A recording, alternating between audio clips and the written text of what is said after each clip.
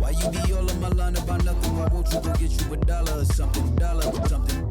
$1 or something. Why you be Recording live in the Conscious Creative Media Studios from somewhere in the middle of nowhere, North Carolina, you are listening to the world's greatest photography podcast with your host, Bill Howard.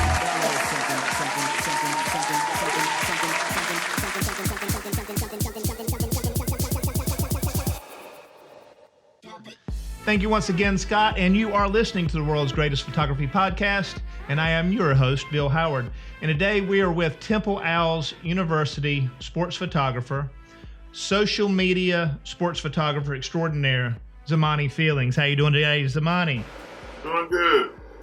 All right, so we had our little spray and pray episode and got some interesting answers. I think we let people know a lot about how you shoot and what you shoot.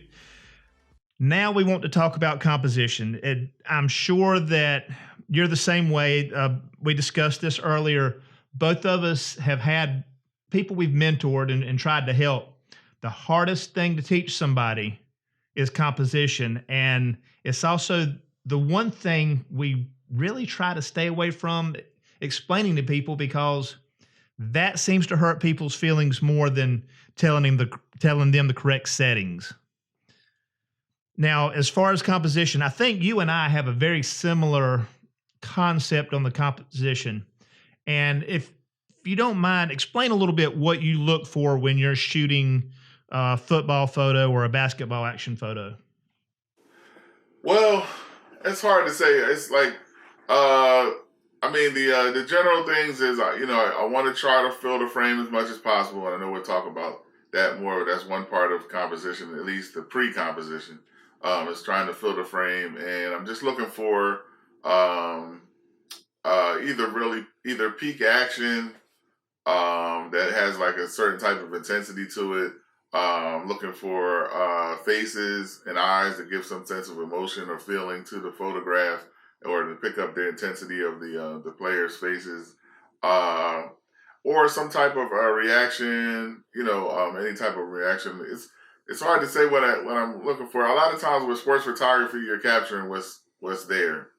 And so the composition and my feelings generally happens after we kind of just capture what they're giving us. And then we go in and decide what's the best way to sort of enhance what we have, if it's allowable, if that makes sense. And some of it comes down to, I guess, for sports photography, what I find, I use the rule of thirds a lot. My focus part, not necessarily my focal point, but what I want to be the focus of the shot, I'll put on one of those 4 spots in the rule of thirds, or I'll look for balance. And then the alternate would be, I look for framing, whether it's other players framing the subject. But I see that a lot in yours. And you mentioned you look at the eyes and the face and the intensity in the face. Mm-hmm. That is generally where I want the focus to come to. Right. Yeah. So that's So I don't know if that fell under the label of composition as much. But yeah, it's more I feel like that's more content. But I want that to be the focal point. And so there's different ways of doing that. And of course, like cropping has a lot to do with it. But yeah, I use the rule of thirds sometimes. It all depends on the picture though. I do want a balance in the photograph, and those are the pictures where if I feel like there's no balance in the photograph, then there's sometimes where I'll throw away, or I won't use a picture that maybe had some nice intense action, but there was a balance off. Is off, or something is with the composition isn't working. Like when I was shooting a game the other day, the Jets game against the Saints, and I got one of the runners, and he was in the air, and it was like a really nice jump, but he had his arm extended out, and one of the other players on his team was covering that arm, and it just looked awkward. And if I cropped it, it just wouldn't have worked. So unfortunately, I ended up not even doing anything with that picture, just because of the composition being off, despite the fact that it was pretty nice peak action. Now, do you chimp when you're on the sidelines? Yeah, I do. If like there's a total time, there's a timeout, or there's just the break in between the huddles or that sort of thing, I will chimp on the sidelines. I don't think there's never a time where I just shot and never went back to look at what I had. One, because during the games that I shoot, a lot of times I'm required to send images during the game, but also it's just because I want to kind of keep a tally of where I'm at, and how successful I am during the game. So I don't think there's anybody who doesn't go and look at their images. I'm sure there's probably somebody, but you hear people say they never look at their back of their camera ever during the game, but I don't know how you can not do that. But yeah, so I definitely chimp. And I'm the same way. There's no way. And I've even got to the point that when I'm shooting basketball, because I have to turn so many into the university, that I will go ahead and delete what I don't want. And the others, I've already got a mental image of this is how I'm going to crop the photo. And then once I bring it into Lightroom, that's when I'll check and make sure that the focus was exactly spot on. Right. That's the other thing I'm checking for too, is focus, critical focus.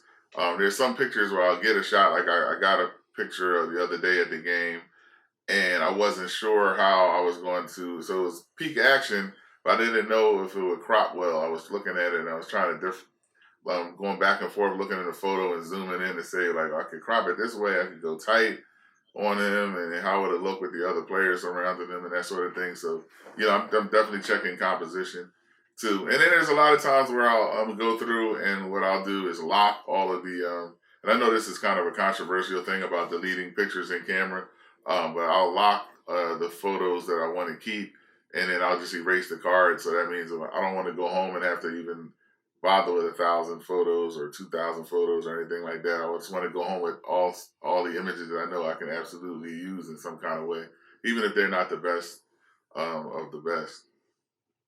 And we talked about back button focus earlier, and how that was a little controversial. It's almost like you're not in the cool kids club unless you're using back button focus.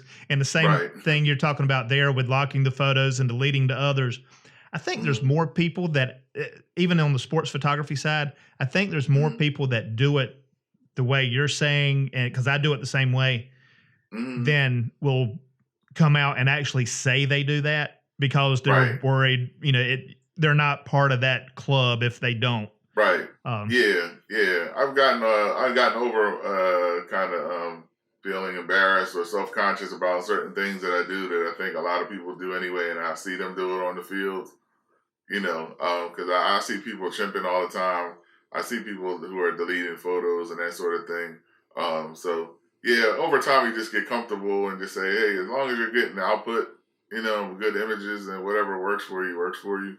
I know that the main thing I would think that was controversial about deleting in camera is that there's still an idea that if you delete pictures in camera, that can cause a problem with your cards, like cause errors in your card readers and that kind of thing.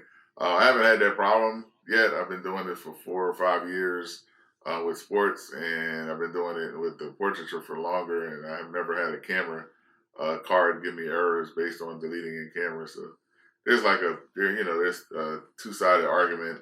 One side of people who are really scientific say it doesn't hurt, and the other side of people that are really scientific about things say it can cause problems. But so far, so good for me. Well, I know you love shooting long on the football field, 400 millimeter, for instance.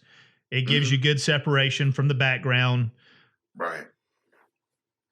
How do you handle it when you've got a play that is coming right straight to you, and you're not using you're not using an adjustable zoom telephoto? You've got a prime. How do you handle it as they get closer to you on that long run? Well, there's some situations where you just miss, because you don't have time to change it to another lens, or I'm not as fast as some people are with the switching over to the other lens. Generally, when I use the 400 on the field, there's a theory that every 100 millimeters worth of focal length is good for 10 yards. And that in terms of filling the frame, I think Canon had put out something. I have that somewhere too. Canon put out it was sort of like a little PDF or something like that, where they were saying 100 millimeters is good for every 10 yards in order to fill the frame. It doesn't mean you couldn't crop some too, but anyway, yeah, I like the 400 millimeter. The main reason I use the 400 is it gets me further down the field, gives me that separation, and it has that nice background look that can blur out the background and define the subject. But that's really it. When if the players are at like the 50-yard line or closer, then I'll go down into the other side of the end zone and shoot them with the 400. If the play stops and it gets to about the 10 or 15, sometimes the 20, then I'll switch off and use the 70 to 200. There's been times where I saw that they were throwing a bomb, and I'll put the 400 down and pick up the 70 to 200 because it's gotten really close to me. There's been times where I just stayed with the 400 and tried to catch what I could catch.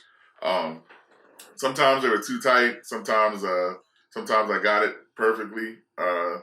And then sometimes I switch to the 70 to 200. I might miss it anyway. So, it's as we all know, there's a big element of luck involved with sports photography. So, but my main lenses for field sports have been the 400 and the 70 to 200. To be honest with you, sometimes I feel like for like soccer and like field hockey and those sort of sports, sometimes I'll use my 1D Mark IV because that gives me, with the crop sensor, it gives me a 520 millimeter perspective, and I'll use that for those field sports and for football sometimes. But everything is just about proximity, so I could use the 70 to 200 and shoot in the backfield or catch the stuff that comes in the end zones. You just have to move around a little more and try to get in closer. It's just a little more challenging, especially with like collegiate and professional sports, because there's so many restrictions on the sidelines and that sort of thing. So, but that's my 400 is my favorite lens for football. 400 on a full frame or 400 millimeter on my 1D Mark IV with the 1.3 crop sensor, so it makes it like a 520. But I have found that can get a little tight for football sometimes, and I've shot with a 600 before too, which was a lot of fun. I think you got that as a loaner, I believe, didn't you? Yeah, I borrowed that one from. I got that on a loan. I think I'm gonna get a loaner today. I mean, not today, but this season, and try out the 600 on the Nikon Z6 that I have, the mirrorless camera, too.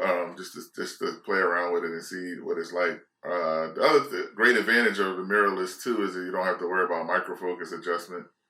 So if you rent something on the fly, you can slap it right on there, and it's all, you don't have to worry about any microfocus adjustment or any front and back focusing issues. But so that's mainly it. The 400 2.8. I mean, in an ideal world, I could have like a 400 and then have an assistant holding the 600 for me or something like that, or somebody that I could just pass my gear to in the middle of a play and grab my 70 to 200. But and maybe one day somebody will invent like a 200 to 600, some 2.8 or something crazy like that. I mean, we know that Sigma has one, but that thing is like a tank. So yeah, I guess realistically, it's probably impossible on a what you call it, just basic science won't allow you to do anything like that. You are listening to the world's greatest photography podcast with your host, Bill Howard. Yeah. Well, if you want to see some of Zamani's images, you can go to Twitter and look for ZAM919. That's ZAM919. Or on Instagram as Zamani Feelings Photography. Or, of course, his website, which is ZamaniFeelings.net. And you were talking about crop a little bit ago. Mm-hmm. And I guess it would fall more under the post-processing. But when I'm trying to explain to someone how to find their composition, I'll tell them to crop it as tight as they can to that what they want focused on in the image. Again, not necessarily the focal point, not the spot where the camera had focus, but what is the main subject. Crop as tight as you can, and then work their way out until it no longer works. Is that Right. kind of what you look for when you're chimping? Is you'll immediately see an image and say, I know where I'm gonna crop it, because you've looked for that focal point and work your way out? Yeah, there's some images that you get it, and it's once in a while you get it where it's almost ideal in camera, and I don't think most people get. I think that probably is maybe 20% of most people's images where it's almost ideal where they want it in camera in terms of the spacing and everything like that from the subject. So yeah, usually I look in, and then my best shots, you can almost see it automatically. Like, wow, this is exactly how I'm going to crop this one. You know what I mean? I know how this is going to look. And then there's other times where I have to try a few different things, and I'm not sure which one has the most impact. But generally, yeah, I want to bring the part of the picture that I want to be the focal point and to bring the viewer into. I want to crop around that one and make it work. Sometimes it means leaving a little bit of space around there because it just fits.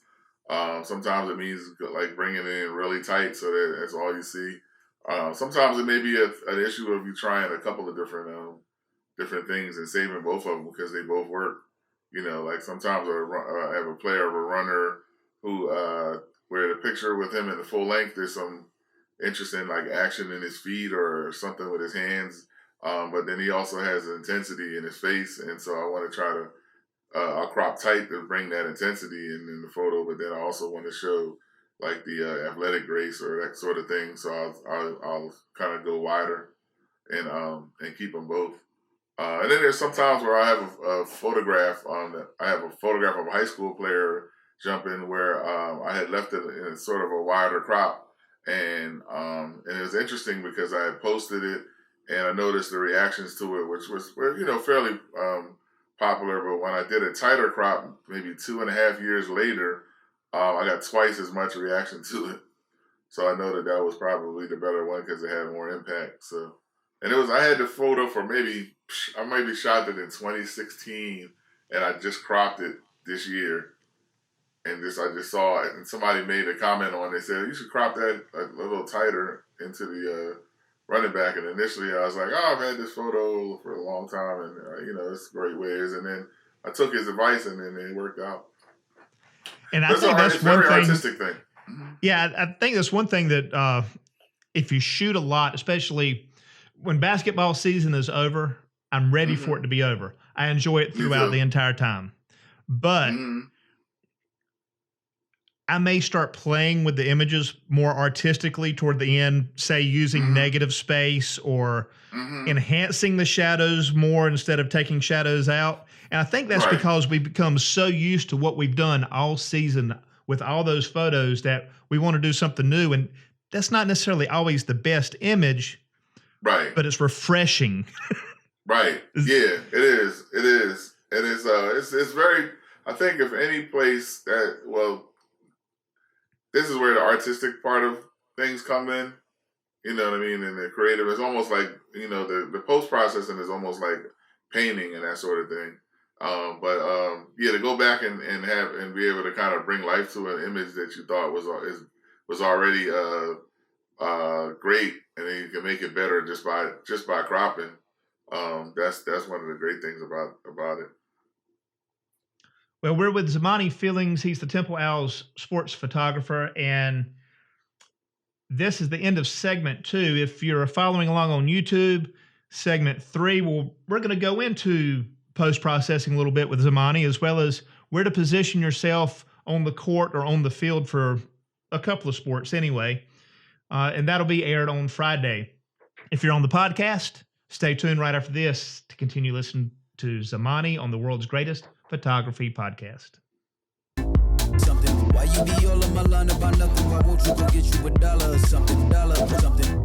Get you $1 something. Something. Why you be all on my line about nothing? Why won't you go get you $1 or something? Something. Get you $1 or something. Something. Something. Something. Something. Something. Something. Something. Something. Something. Something. Something. Something. Something. Something. Something.